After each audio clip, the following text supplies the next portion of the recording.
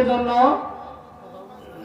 দোয়া করব এবং তার বাবা এবং তার নদীন মাস্টার নানাকে মাদ্রাসার পক্ষ থেকে একটি টুপি উপহার দেওয়া হবে। আমি সবাইকে তাদের জন্য দোয়া করার জন্য জানাচ্ছি। আর সুলতান মাহমুদ আমাদের বাজারের দোকানদার 1000 টাকা দান করছে। আর সুহেল মালয়েশিয়া প্রবাসী 1000 টাকা দান করছে।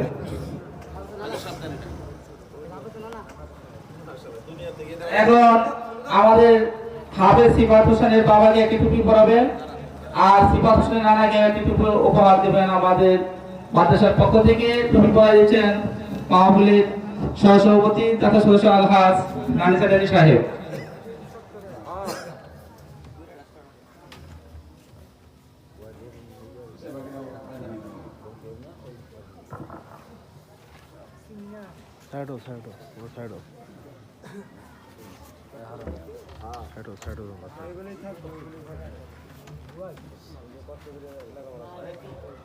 একটুখানি গান করতে পারে শেষ দিয়ে যায়